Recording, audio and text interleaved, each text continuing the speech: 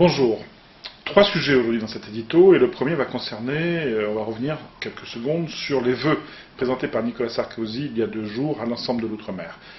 Un point retient notre attention, à savoir, un point qui fait débat, à chaque fois qu'on en parle, ça crée la polémique, la préférence régionale. Et le président de la République s'est prononcé fortement en faveur d'une préférence régionale, en disant que, à compétence égale, eh bien, il fallait embaucher quelqu'un du cru, local, de façon à ce soit quelqu'un qui connaisse mieux, je dirais, l'ambiance, l'environnement, peut-être même la langue, entre guillemets, pour certains que ça peut choquer. Enfin voilà, donc qu'on embauche à compétence égale un Réunionnais plutôt que quelqu'un venu de dehors, comme on dit ici, en souriant, en parlant des oreilles. Je dirais que déjà, le problème en lui-même fait polémique. Je connais beaucoup de métropolitains que ces propos choquent et qui disent mais on est à La Réunion en France et on ne comprend pas que l'on puisse mettre une priorité comme cela à un Français contre un autre Français. Dans la Constitution, c'est écrit que tous les Français sont égaux entre eux et il n'y a pas lieu de privilégier. Alors je répondrai que la préférence, ça a déjà eu lieu dans d'autres domaines. On a parlé de préférence positive pour évoquer en métropole ce qui se passe avec certaines catégories de la population plus défavorisées.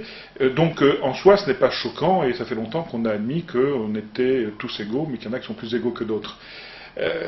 Par contre, c'est vrai que localement, ces métropolitains qui, eux, arrivent et aspirent à trouver un travail et ne comprennent pas que l'on puisse leur faire mettre en face d'eux des critères de préférence régionale, eh bien, il faudrait qu'ils comprennent que dans un département dans lequel il y a plus de 30% de chômage, il est difficile de dire à une famille, eh bien toi tu pars en métropole pour aller dans des conditions difficiles que les autres fuient, c'est-à-dire le froid, la distance, le fait d'être coupé de sa famille, de ses racines, etc., etc., je vous en passe, et on pourrait en parler pendant très longtemps, pendant que dans le même temps, quelqu'un qui arriverait de métropole, lui, trouverait du boulot très facilement du fait de certains réseaux, puisqu'il faut bien l'admettre, aujourd'hui, nombre de patrons de grosses sociétés et de moyennes sociétés à La Réunion sont des métropolitains et ont tendance, ce qui est normal, ce qui est naturel, je veux dire, que je comprends parfaitement, ont tendance à embaucher des gens de leur région, des cousins, des amis, etc.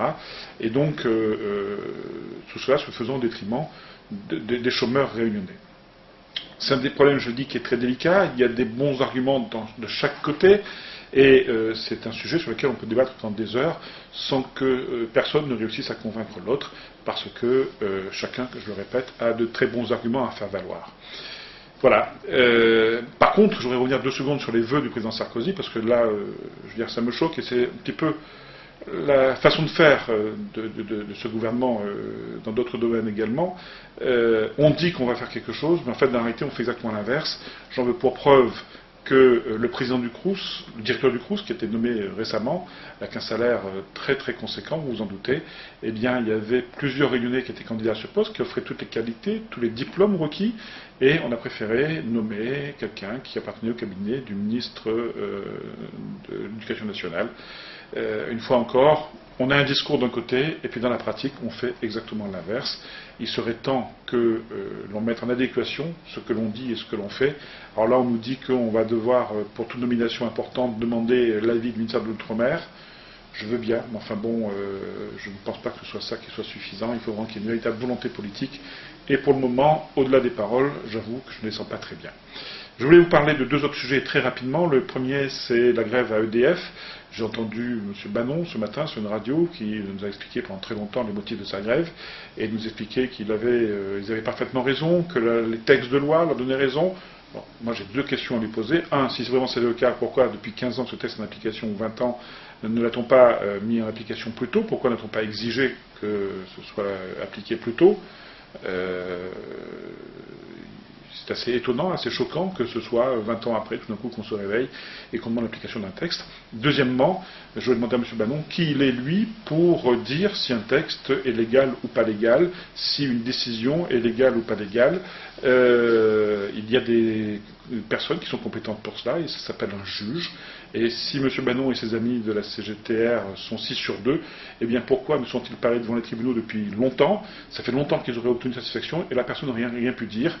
Il y aurait eu une instance indépendante au-dessus des partis et qui, eux, à la différence de certains, connaissent parfaitement le droit. Et si le tribunal avait dit qu'ils y avaient droit, eh bien, tout le monde aurait dû s'y plier, y compris la Séchilienne, y compris EDF.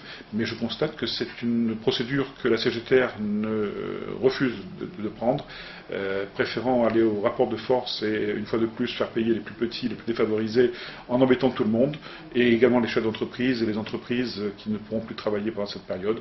Ça montre bien que leur dossier ne doit pas être si sûr que cela, sinon ils auraient choisi une autre voie. Dernier point, je fais très vite, la loi Hadopi qui donc est applicable également à La Réunion, et certains internautes ont reçu déjà des notifications. Alors vous savez, c'est la fameuse bataille qui est vieille comme le monde, entre la cuirasse et l'épée. Il y avait des épées, ben on met une cuirasse et un bouclier. On est passé au fusil, eh bien on a trouvé une parade en face qui est plus importante, le blindage, et à chaque fois, eh bien l'arme augmente, mais en face on trouve la parade. L'arme sortie par le gouvernement, c'est la loi Hadopi, et déjà les internautes ont trouvé les techniques pour y échapper. Alors on vous parle de streaming dans le GIR d'aujourd'hui, mais il y a d'autres techniques, comme par exemple de trouver des générateurs d'adresses IP qui vous permettent d'avoir de fausses adresses IP, ce qui fait qu'Hadopi peut toujours courir.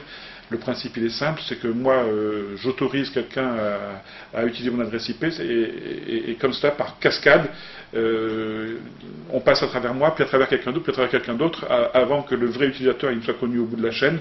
Et tout ça, évidemment, avec des gens qui sont dans différents pays, donc qui brouillent complètement les pistes. Et avec ce système, totalement impossible de retrouver quelqu'un. Je souhaite bien du plaisir à ces messieurs de l'Hadopi.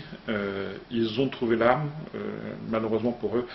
La parade et la cuirasse sont en train de se mettre en place de l'autre côté. À demain.